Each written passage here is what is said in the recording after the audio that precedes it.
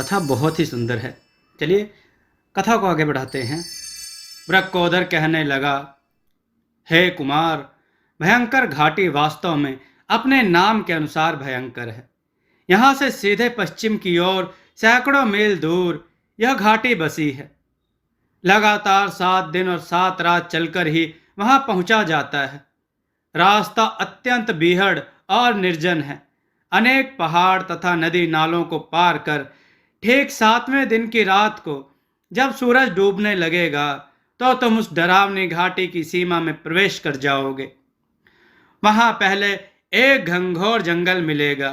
इस जंगल में बाघ, चीते, बड़े बड़े मणिधारी सर्प भी रहते हैं, जिनकी एक ही चोट से सफेद पत्थर भी काला हो जाता है। इन सब से बच सके तो फिर एक अत्यंत ऊंची नीली पहाड़ी मिलती है, जिसमें कभी कभी पत्थर के टुकड़े की आंधी चलती है। यदि इन तूफान आंधी की चपेट में पड़ गए तो जीवित रहने की कोई आशा नहीं है। इसके बाद बहुत बड़ा गुफा द्वार मिलेगा, जिसके अंदर जाने पर तुम्हें पग पग पर ऐसे विचित्र जीव जंतु तथा मायावी दृश्य सामने आएंगे जिनकी तुमने कभी कल्पना नहीं की होगी। यही जादूगर बैताल सिद्ध का अखाड़ा है। उनके प्रांगण में 7 बड़े बड़े विशालकाय खंबे गड़े हैं। वहां से कुछ कदम और हटकर बैताल सिद्ध का राजमहल है। बैताल सिद्ध देखने में कुबड़ा किंतु रोबील है। बाघ की चमड़ी सदैव ओढ़े रहता है। गले में रुंड मुंडों की माला पहने वह नरपिचास अपनी जादू की गति से सारे संसार पर शासन करता है। राजकुमार, इससे अधिक मैं नहीं जानता। वृक्कोदर की बात सुनकर राजकुमार बड़ा प्रसन्न हुआ, लेकिन इससे पहले कि वह उससे कुछ और पूछता, कपालिक कालकूट की समाधि टूट गई। कपालिक ने हवा में हाथ बढ़ाया कि रक्त से भरा हुआ एक खप्पर उसके हाथ में आ गया। इच्छाचर रक्त पान कर कपालिक ने उस खप्पर को सरोवर में फेंक दिया और पुनः अपने आसन पर आ बैठा। वृक्कोदर ने ठीक समय जान उसकी प्रार्थना की और कहा, हे कालकूट कपालिक, अपने वादे के मुताबिक केतकी को यहाँ ले आया हूं। अब तू मुझे मनुष्य बना और केतकी को होश में ले आ। कपालिक ने अपनी लाल लाल आंखों से एक बार विशालकाय दैत्य को देखा और पुनः राजकुमार की ओर।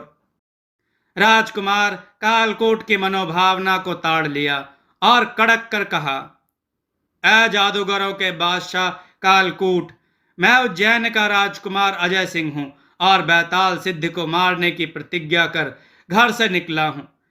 मैंने यह समझते हुए कि यह काम बहुत ही कठिन और असंभव है, इसे करने का बीड़ा उठाया है। अतः तुम मेरी मदद करो। मैं आजीवन तुम्हारा एहसान नहीं भूलूंगा।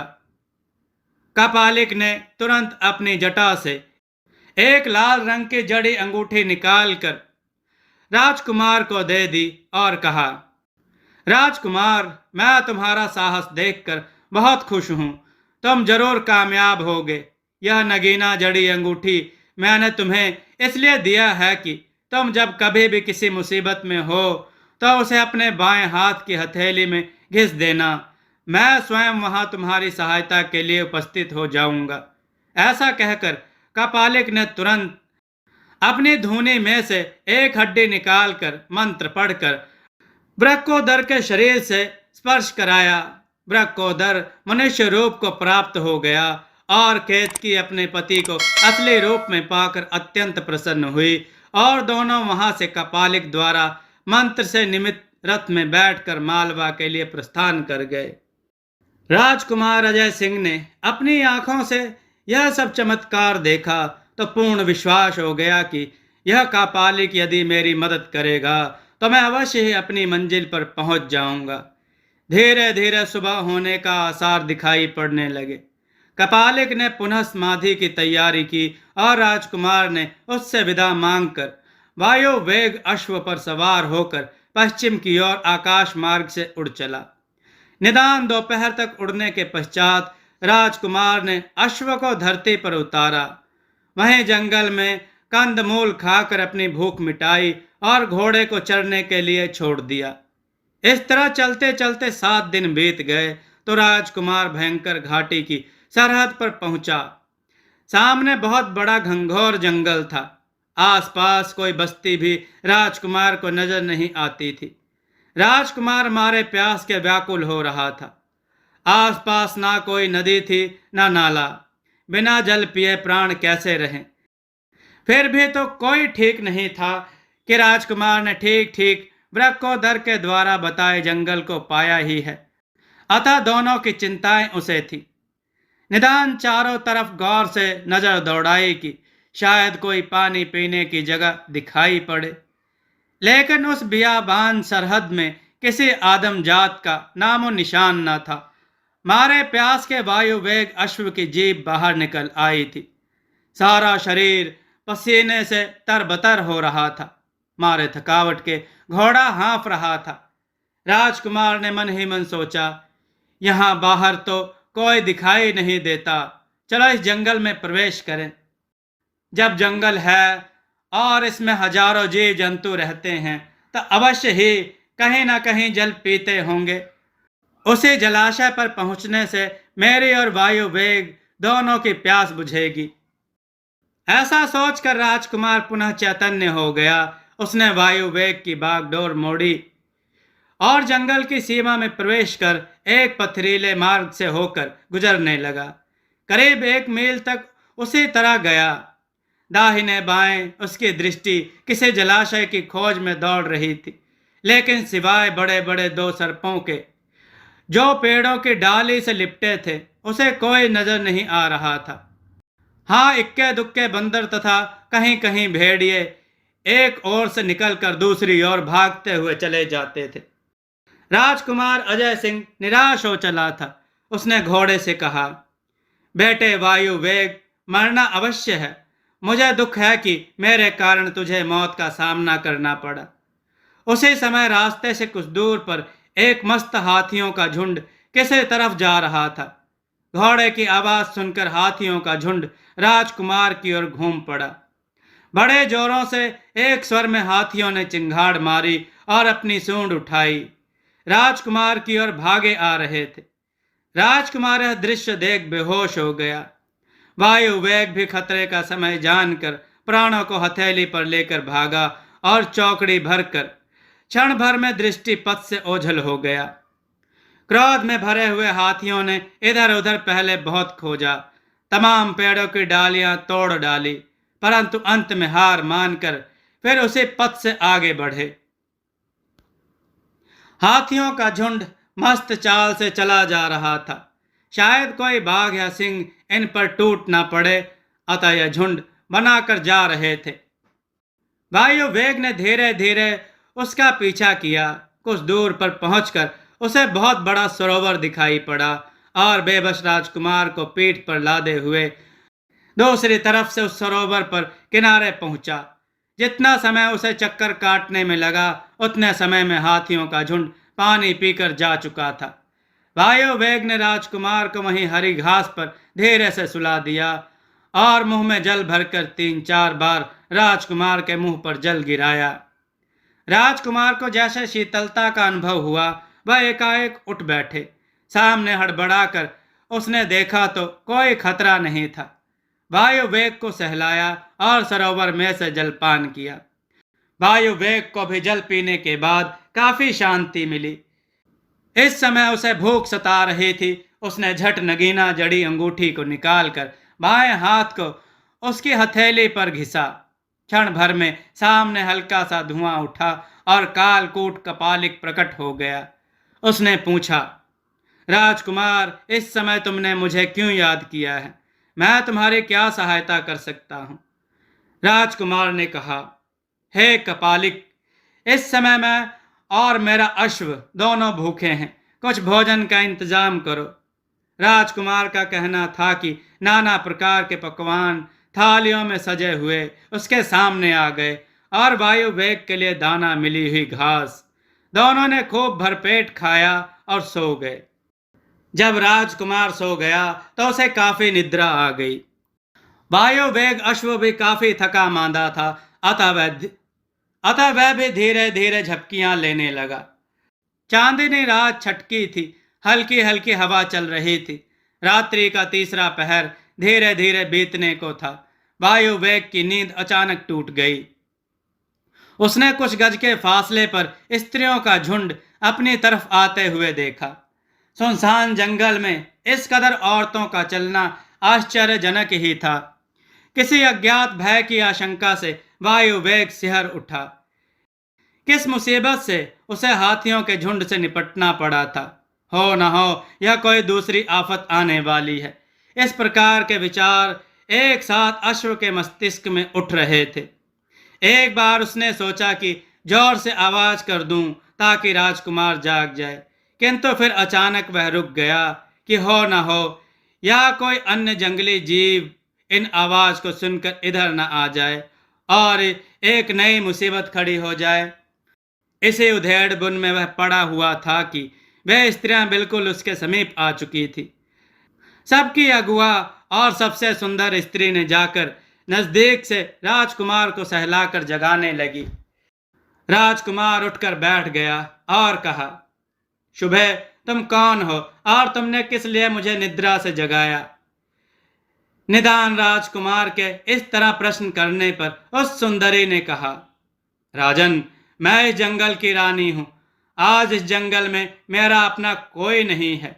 लगातार 7 वर्षों से निरंतर अकेली रह रही हूं, लेकिन आज आपको पाकर मुझे पूर्ण विश्वास हो गया है कि अब मेरे दुख के दिन अवश्य दूर होंगे। एक आप ही हो जो मेरी अभिलाषा पूर्ण कर मेरा उद्धार कर सकते हैं। राजकुमार अजय सिंह ने कहा, ऐ जंगल की रानी, मैंने स्वर्णगढ़ की राजकुमारी से विवाह करने का संकल्प कर लिया है। रानी बोली, ऐ राजकुमार, मेरा नाम हेमलता है। मैं इस जंगल की रानी हूं। आप मेरी बात का गलत अर्थ ना लगाएं। मैं आज अकेली हूं, लेकिन एक समय मेरा सुखी परिवार यहां रहता था। मेरी 7 बहन सभी भयंकर घाटी के नराधम जादूगर बैताल सिद्ध की कैद में हैं। उसने उन 7 को ले जाकर अपने जादू से पत्थर के खंभे बना दिए हैं। अपनी बहनों की मुक्ति के लिए मैंने आसुरी देवी की निरंतर 6 महीने तक आराधना की। एक दिन मुझे स्वप्न हुआ। उस स्वप्न में मैंने देखा कि मेरी आराधना से आसुरी देवी प्रकट होकर कह रही हैं कि चैत्र पूर्णमासी को एक राजकुमार अपने घोड़े के साथ देव सागर के निकट स्थित पाकड़ के पेड़ के नीचे सोया मिलेगा। वही बैताल सिद्ध जादूगर को मारकर तुम्हारी बहनों का उद्धार करेगा। हे राजकुमार, मैं इस तिथि को गत 4 महीने से इंतजार कर रही थी। आप अनेक संकट पाकर इस जंगल में पधारे हैं, अतः मेरा आतिथ्य स्वीकार करें। जंगल की रानी हेमलता के बातों को सुनकर राजकुमार ने कहा, मैं अपने अश्व वायु वेग को तैयार करता हूं। आप सखियों को भेज दीजिए। पश्चात इसी घोड़े पर आप मेरे साथ बैठकर चले। राजकुमार अजय सिंह के निवेदन को हेमलता टाल न सकी और सखियों को जाने को कहा। सखियां जब कुछ दूर निकल चुकी थी तो राजकुमार ने वायु वेग अश्व को तैयार किया। हेमलता ने मुस्कुराते हुए कहा, महाराज अजय सिंह, मैं घोड़े पर कभी चढ़ी नहीं हूं। अजय सिंह ने हेमलता की अभिलाषा समझ उन्हें रकाब पर पैर रखवा घोड़े पर बिठा दिया। पुनः स्वयं घोड़े पर बैठकर दोनों आसुरी देवी के मंदिर की ओर चले। कुछ समय बाद वह आसुरी देवी के मंदिर में पहुंच गए। हेमलता ने हाथ जोड़कर विनय की, हे देवी, आप सब समर्थ हैं। आपने मुझे स्वप्न दिया था कि आज सत्य हुआ। अब आप मेरी बहनों के उद्धार के लिए राजकुमार अजय सिंह को आशीर्वाद दें कि वह भयंकर घाटी से सफलता लेकर लौटे। राजकुमारी की विनय सुनकर देवी की मूर्ति हंसी। ठीक उसी समय आवाज आई कि हेमलता, तेरा मनोरथ सफल होगा। मेरी बताई हुई बातों को ध्यान देने से राजकुमार अजय सफल होगा। इसके बाद राजकुमार अजय सिंह को संबोधित कर देवी ने कहा कि गुफा द्वार से घूमने पर रास्ते में विचित्र तरह के जीव मिलेंगे। उनमें एक ऊंट मिलेगा जिसका सिर सर्प का और बाकी शरीर ऊंट जैसा है। उसी सर्प के सिर के अंदर एक मणि भी है। उस मणि में इतनी शक्ति है कि उसे जिस वस्तु से स्पर्श करा दिया जाएगा उस पर बैताल सिद्ध के जादू का असर नहीं करेगा। इसके बाद और आगे बढ़ने पर पिचासिनी देवी का मंदिर है जिसमें देवी की विशाल मूर्ति स्थापित है। उस देवी के 4 हाथ हैं। एक हाथ में तोते का पिंजरा है। उसी तोते के अंदर बैताल सिद्ध जादूगर के प्राण स्थित है। किंतु मंदिर के चारों तरफ पिचासों का पहरा रहता है, अतः खूब बचकर जाना पड़ेगा। राजकुमार ने देवी को प्रणाम कर हेमलता के साथ साथ उसके राज्य में गया। हेमलता ने राजकुमार की खूब आवभगत की और सुंदर पलंग पर सोने का इंतजाम किया। बहुत रात तक दोनों चौपड़ खेलते रहे। इसके बाद राजकुमार सो गया। सुबह उठकर राजकुमार ने हेमलता से विदा ले भयंकर घाटी की ओर चल दिया। राजकुमार दोपहर तक स्थल मार्ग में चलता रहा। वायु वेग अपने पूरे कौशल के साथ हवा से बातें करता हुआ दौड़ रहा था। इतने समय तक वह काफी रास्ता पार कर चुका था। धीरे धीरे पेड़ पौधे और जंगली दृश्य गायब हो गए। सामने बहुत बड़ा रेगिस्तान था जिसकी रेत सूर्य की प्रचंड रोशनी में चमक रही थी। जब वायु वेग रेगिस्तान में घुसा तो उसके पैर रेगिस्तान की गर्मी से झुलसने लगे। पैर ठीक से जमीन पर नहीं पड़ते थे। गर्मी के ना बर्दाश्त कर सकने पर वह आकाश की ओर उड़ा। इतने में बड़े जोरों से पत्थरों की आंधी चली। राजकुमार चिल्लाया, बचो वायु वेग, पश्चिम की ओर से पत्थरों की आंधी उठी है। वायु वेग अश्व ने भी देखा कि पश्चिम दिशा से असंख्य बड़े बड़े पत्थर वेग से उड़ रहे हैं। चंद मिनटों में ही आकर उससे टकरा जाते। वायु वेग शीघ्रता से नीचे उतरा तो वहां की गर्मी उसे सहन ना हुई। राजकुमार बड़ी चिंता में पड़ गया। सोचने का समय ही नहीं था। राजकुमार ने झट नगीना को हथेली पर रगड़ा। कालकूट प्रकट हुआ। राजकुमार ने कहा, ऐ कपालिक, इस समय मेरे प्राण बचाओ, अन्यथा इन पत्थरों की आंधी में मेरा तथा वायु वेग का पता नहीं चलेगा। कालकूट कपालिक ने तुरंत अपने पास से एक हड्डी निकालकर अघोरी मंत्र का प्रयोग किया। पत्थरों की आंधी शांत हो गई। कपालिक ने अपना कार्य कर राजकुमार से विदा ले अदृश्य हो गया। राजकुमार ने नजर दौड़ाई तो गुफा द्वार दिखाई पड़ा। राजकुमार तथा वायु वेग उस द्वार के समीप पहुंच चुके थे। राजकुमार ने वायु वेग को बाहर प्रतीक्षा करने के लिए छोड़ दिया और गुफा में अकेले प्रवेश किया। अंदर घुसकर उसने देखा कि ऊंचे स्थान पर बहुत दूर तक एक घुमावदार मार्ग था। उसके दोनों तरफ बिच्छू, सर्प तथा तरह तरह के जानवर क्रीड़ा कर रहे थे। एक जंगली बिच्छू बैठा था। उसका डील डॉल कुत्ते के आकार का था और आंख लाल बत्ती की तरह चल रही थी। जो घुमावदार मार्ग गया था उसी के साथ नाला था।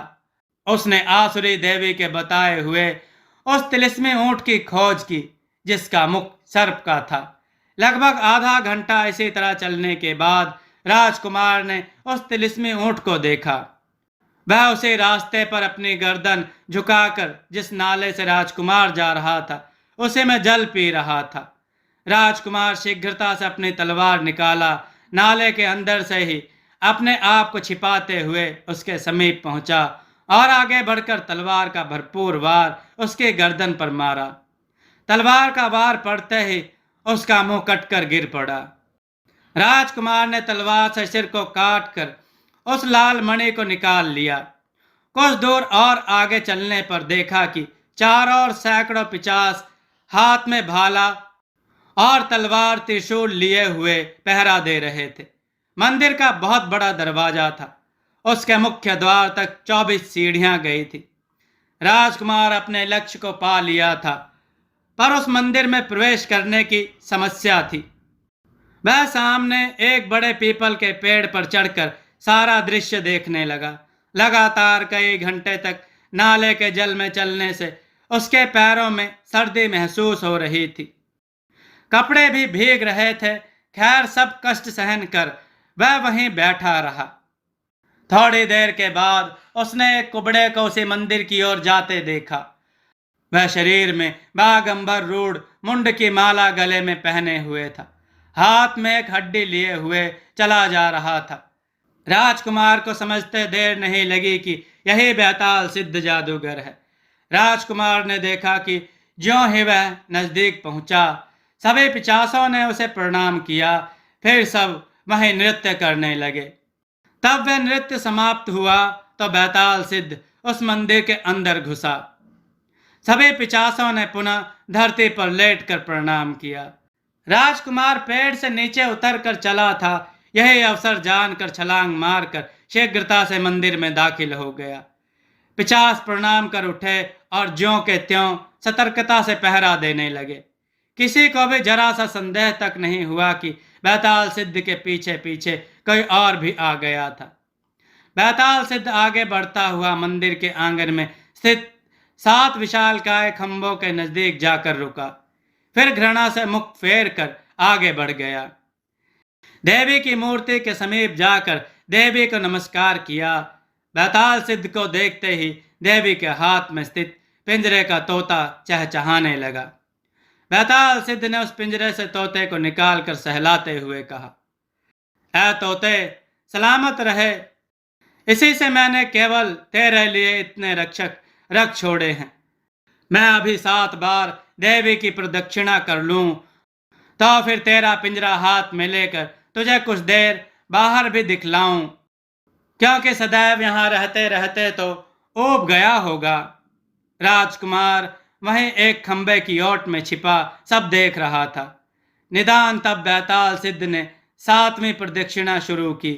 उसी समय राजकुमार ने पिंजरे को खोल तोते का गला दबा दिया। मित्रों, इसी मायावी तोते में बेताल सिद्ध जादूगर के प्राण स्थित थे। ज्यों ही राजकुमार ने तोते का गला दबाया, जादूगर भी जमीन पर गिरकर मर गया। उसके मरते ही उसके मुख से खून की धार बह चली। पिचासनी देवी ने मनुष्य रूप में प्रकट होकर राजकुमार को आशीर्वाद दिया और कहा, वत्स, आंगन में 7 खंबे के रूप में हेमलता की 7 बहनें हैं। लाल मणि का स्पर्श कराकर उनका उद्धार करो और फिर उस दल में स्थित जादवी उड़न खटोले पर इन्हें बैठाकर अपने देश चले जाओ। राजकुमार ने देवी के कहे अनुसार 7 खंभों में लाल मणि का स्पर्श कराकर बेताल सिद्ध की लाश उड़न खटोले पर लाद कर आकाश मार्ग से भयंकर घाटी से बाहर आया। पुनः उस जादवी उड़न खटोले पर हेमलता की 7 बहनों को बैठाकर विदा किया। 7 स्त्रियों ने राजकुमार की बड़ी तारीफ की और वादा किया कि किसी मुसीबत में राजकुमार उन्हें याद करेगा तब वह उसे अपना पूरा सहयोग देंगी। इसके बाद राजकुमार बेताल सिद्ध की लाश वायु वेग पर लाद कर आकाश मार्ग से उड़ चला। मार्ग में अनेक कष्टों को पार कर 9 दिन बाद स्वर्णगढ़ पहुंचा। महाराज बेला सिंह और स्वर्णगढ़ रियासत में रहकर स्वर्णलता तथा फौजी सिपाहियों के साथ राजकुमार अजय सिंह उज्जैन लौटा। उनके भाई विजय सिंह ने जब सब समाचार पाया तो अजय सिंह को गले लगा लिया। उज्जैन नगरी में राजकुमार का विवाह उत्सव बड़ी धूमधाम से मनाया जा रहा था। दोस्तों, आपको यह कथा कैसी लगी? अपने विचार और सुझाव कमेंट में जरूर दें। हमारी कथाओं को लाइक करें, हमारे चैनल को सब्सक्राइब करना न भूलें। हमारी कथाओं को शेयर जरूर करें जिससे लोगों को अच्छा ज्ञान प्राप्त हो। जय श्री राम भक्तों।